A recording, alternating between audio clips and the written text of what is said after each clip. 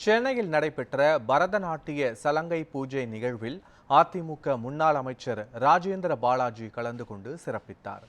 திருவள்ளூர் அதிமுக தெற்கு மாவட்ட வழக்கறிஞர் பிரிவு செயலாளரும் சென்னை உயர்நீதிமன்ற வழக்கறிஞருமான அரிவரசனின் மகள் குணஸ்ரீயின் பரதநாட்டிய சலங்கை பூஜை நிகழ்ச்சி நடைபெற்றது.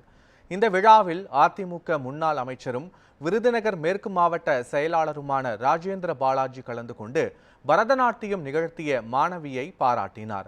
பின்னர் இந்த நிகழ்ச்சியில் பேசிய ராஜேந்திர பாலாஜி, பரதநாட்டிய கலை அழிந்துவிடும் என்று கூறப்பட்ட நிலையில் அனைத்து பகுதிகளிலும் பரதநாட்டியம் நிகழ்ச்சி நடைபெற்று வருவதாக கூறினார். பரதநாட்டிய கலையால் உடல் ஆரோக்கியமாக இருக்கும் என்றும் அவர் குறிப்பிட்டார்.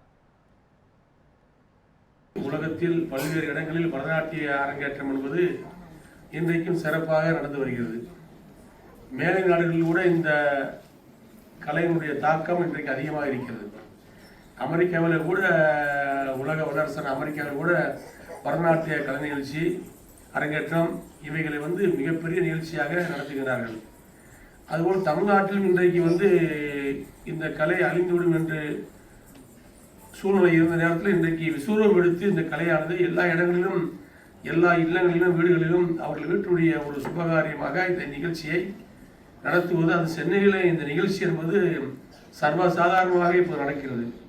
இதன் வாயிலாக நம்முடைய பண்டைய காலத்தினுடைய கலைகளை உயிர்ப்பிப்பது, புதுப்பிப்பது ஒரு நோக்கம் இருந்தாலும், இதை கையில் எடுத்திருக்கின்றவர்கள் உடல்நிலை ஆரோக்கியமாக வாழக்கூடிய ஒரு வரப்பிரசாதமாக இறைவனால் கொடுக்கப்பட்ட ஒரு கலைதான் இந்த பரதநாட்டிய கலை.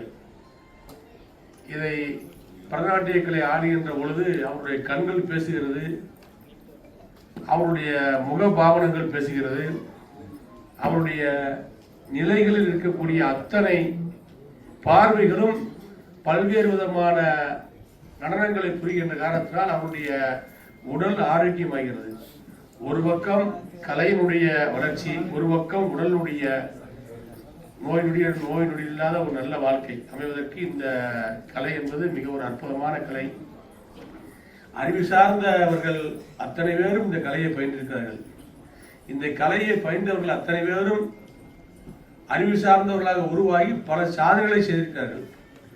நாட்டிய உலகில் மட்டுமல்ல, பல்வேறு துறைகளிலும் அவர்கள் சிறந்து விளங்குவதற்கு, அவர்கள் உயிர்ப்பாக விளங்குவதற்கு இந்த கலையானது அவர்களுக்கு பலவிதமான சிந்தனைகளை தூண்டக்கூடிய ஒரு நிலையை அவர்களுக்கு உருவாக்குகிறது.